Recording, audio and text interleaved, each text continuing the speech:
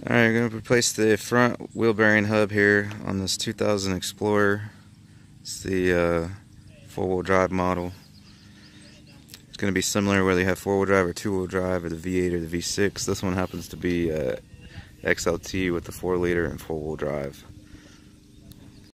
Okay, we'll loosen our lug nuts while it's down, and then once we get them loose, get it up in the air and supported properly on jack stands. Alright, next step, you're going to need to take your caliper off. But I got a bunch of mud and rust and shit all kicked up in here.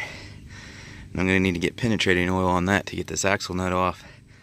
So I'm going to work on digging this shit out first so I can go ahead and spray this. Get it soaking before I go any further. But I hope I can get this thing off of there, man. It looks like somebody's been mud running this or something. The edges are almost round. I got that cleaned up some.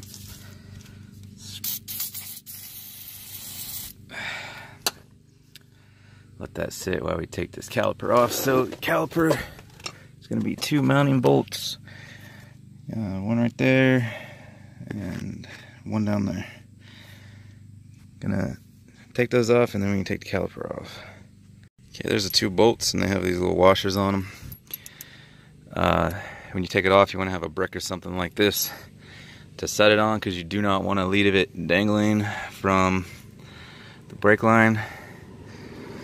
And this one looks like it's due to be replaced. That is really, really rusty. So this should be free now. The caliper bolts, at least on this one, were 15 millimeter. So it looks like we gotta unplug this ABS stuff here. This runs all the way up into here. You can unplug from there. Pop these little connectors out. Okay, I got the line all unplugged. It's part of your hub. Take caliper off. Alright, I keep spraying this up because it's pretty bad. So we're ready to take the hub off here. So you got 3 mounting bolts. There's the head of one, head of another, and there's one on the other side. They're going to be back here by your axle. There's one on the other side. So this looks like an aluminum control arm. There's no rust, so you don't really got to worry about the back there. But I would definitely spray the fronts of these before you tackle it to help loosen those up. And that's PB Blaster, by the way, penetrating oil. That's the best in my opinion. Okay, I'm not sure what size this is supposed to be. Frankly, this is the smallest axle nut I've ever seen. My 30 is loose. Perhaps it's a 29. But it's also so rusted, it's hard to tell if it's decreased in size due to rust. This 1 1/8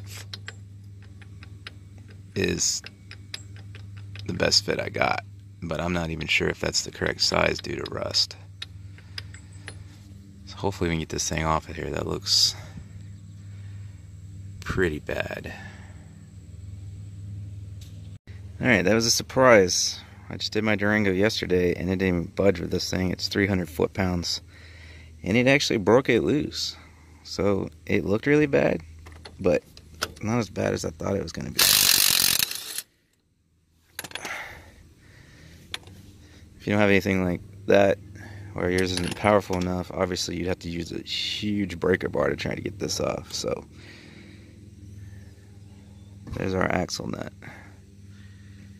Skipping ahead here, I already got it off. I just wanted to say real quick and then we'll get back to where we were at, because I forgot this part. Since I got this off with my impact, I didn't have to chain this down. If you try to turn it with a regular breaker bar, it's going to turn. I guess you could leave it in four-wheel drive and it might be able to lock it that way so it doesn't turn. If not, you're going to have to somehow, by interweaving, chain this up to something so that as you take the axle nut off, the axle doesn't spin or you'll never get it off. Okay, so this axle's in the way here and you cannot get a socket on any of these. The axle's too big around. So you're going to have to use a regular combination wrench to get these out of here. Okay, on this one, these are a 15 millimeter, just like the caliper bolts. It may be different on others. Okay, this axle's free now, so actually you can slide it back to get a little more room in there. You may be able to get a socket on there. Having that pushed back, you may still have to use a combination wrench. Alright, there's your 3 bolts. That was an absolute nightmare. It took me about a half hour. This didn't have enough power. It'd be a lot easier if you have somebody push this axle back for you the whole time while you get those out. It's just such a tight space, and at least on this one they were really, really tight until they're almost all the way out. So now we got to pull the hub out. I'm going to tap around on it a little bit, try to get it to separate here. See if we can pull this thing out.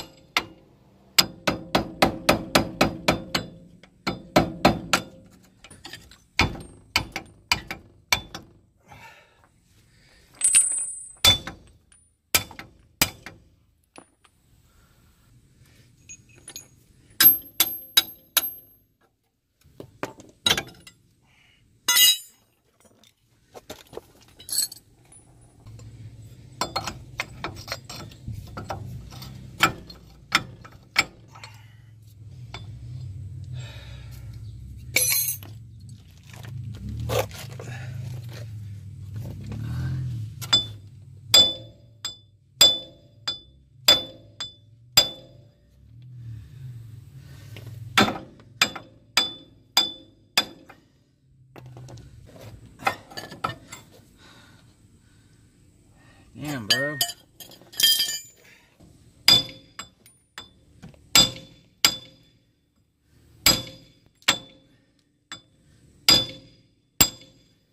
Alright. Been beating the shit out of this thing for like 20 minutes. I really need a big slide hammer or something put on here and try to yank it out. This thing's so tight I don't even know if that would work. You can see I got a gap there going. Air chisel, something. Beating the fuck out of it with my sledge. Slowly coming off.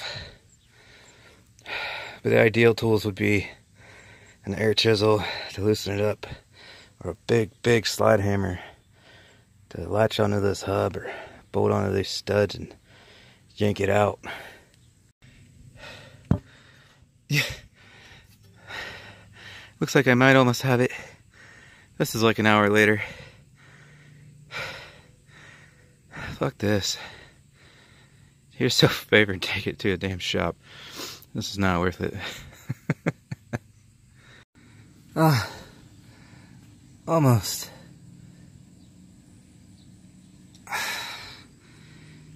Alright. Finally.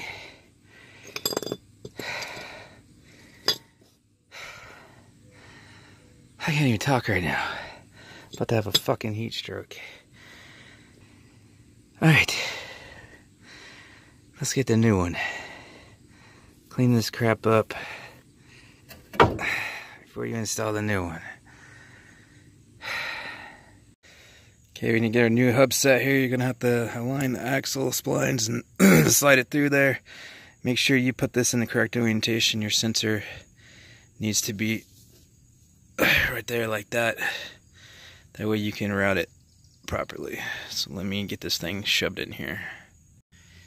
Alright, even this new one's a real tight fit. It doesn't just simply want to go in. I get it halfway set and it stops.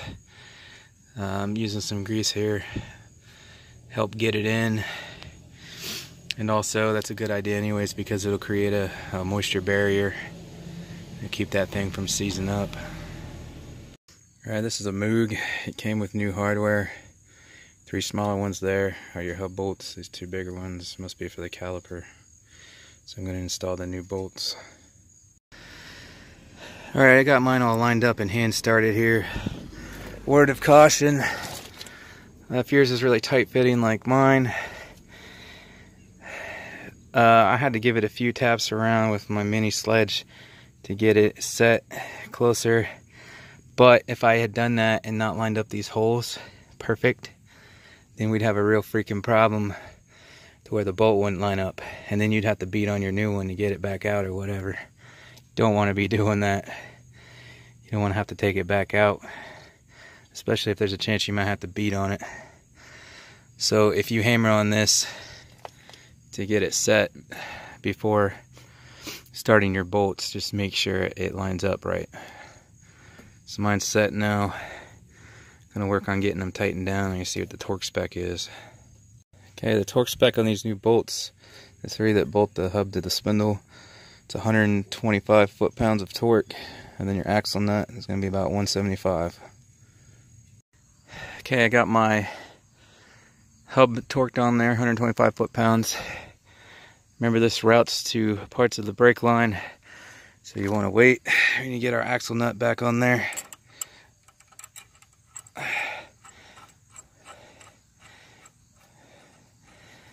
Number may vary slightly from year and trim. It's only going to be like 5 or 10 foot-pounds.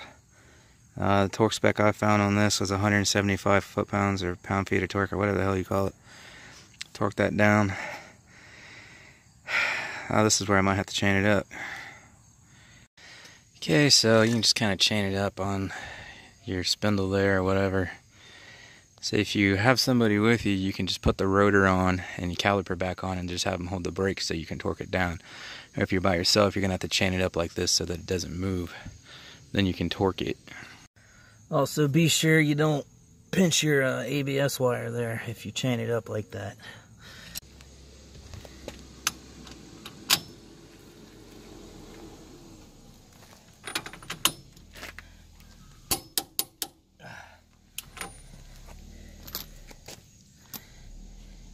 Alright, throw your rotor back on. If you got any grease and shit on it, you want to wipe it back off with a rag and some brake parts cleaner.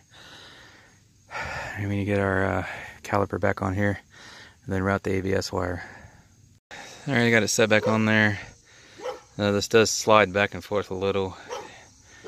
So if it doesn't line up, just try shifting it around until it lines up so you can get it back over the rotor. And then we just gotta get our bolts back in. Okay, 3 results I found says the torque for the caliper bolts are 24 foot-pounds. Doesn't seem like very much, so I'm gonna give it a little extra, like 30 or so. Okay, we're all done there. Get the e-brake cable routed, plugged in. Everything's torqued down. All I gotta do is throw our wheel back on here. Torque that back down. You want to do a crisscross pattern like that, crisscross star pattern. Never torque one next to the next. About 90-100 foot-pounds will do it, and then we're all done. Alright, well that took forever. We're finally done.